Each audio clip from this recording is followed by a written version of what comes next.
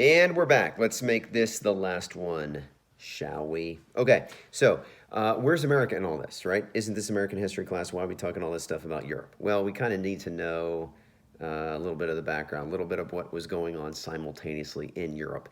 And I've skipped over a lot of stuff. I assume you've heard a lot of that information in years past. Maybe you don't remember all the details.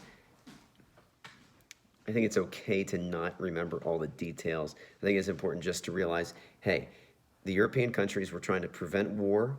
Everybody wanted to stay out of war. And so when Hitler starts making a bunch of noise, nobody wanted to lift a finger to fight, even though he was doing bad stuff, because everybody said, we don't want another war. And preventing this guy from doing bad stuff is going to lead to more war. Okay, so that was the problem. That was the problem. It was kind of like, hey, I want to break up a fight, but I just got my new glasses, and I don't want to accidentally get punched in the face and break my glasses. Okay, kind of something like that. That's something somebody who wears glasses might say.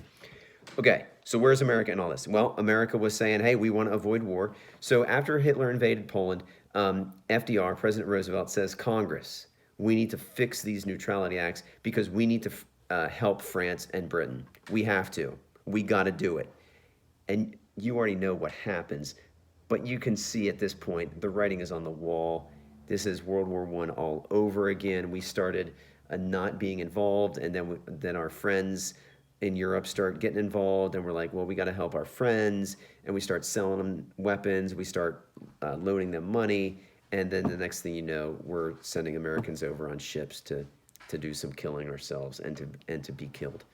Unfortunately, ourselves. So FDR says, Congress, we got to change these neutrality acts so that we can support our friends, the British and the Allies and the French. So that's what Congress does. They come up with this policy called cash and carry. And remember that during World War I, a lot of American ships were getting sunk by submarines when we took over supplies. Well, think about it. Those were American ships with American supplies that Britain and France hadn't paid for yet. And who was sailing them? Americans. So we said, look, we'll sell you stuff, Britain and France, as long as you come get it and as long as you pay cash. That way, we'll have your money if, on the way back, your ship gets blown up and sunk. That'll be sad, but we'll already have your money. So cash and carry, this is the one I said it was kind of like carry out pizza, right? If you go buy Domino's or Donato's or, pick your whatever, Zanzi's. I'm a fan of Zanzi's Supreme Pizza. Oh, it's great.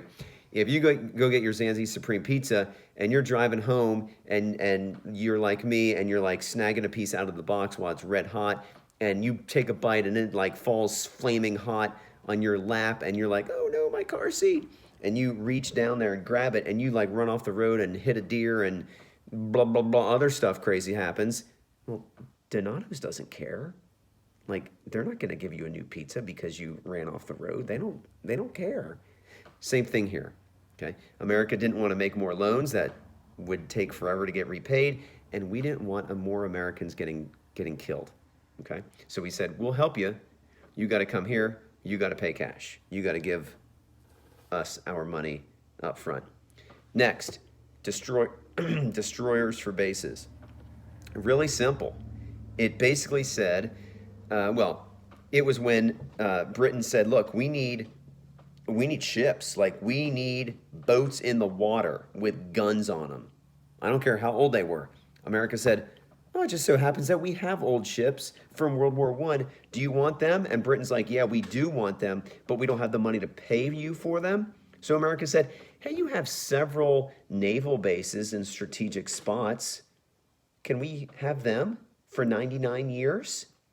And Britain said, deal, let's do it. So we gave Britain I think 50 old ships, mostly destroyers. That's why it was called destroyers for bases. So we give Britain 50 old ships, and they gave us the use of 7 or 8 naval bases to use for 99 years, okay? Or 50 years. Nah, I forget how many years. Sorry, don't tell anybody. But it was for a while, okay? Good It was for a good number of years. Okay, so this really starts to change public opinion. What did this policy show regarding American public opinion?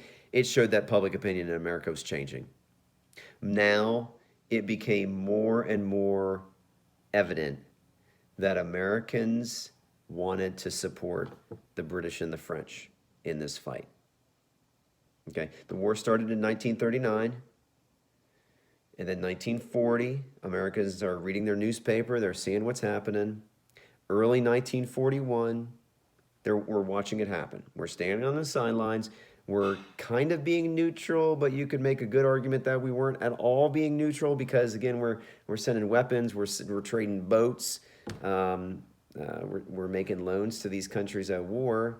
We're not really being neutral. We're favoring one side clearly. Okay, and then what started in 1940 before America even entered the war? What started in 1940? I'll be right back.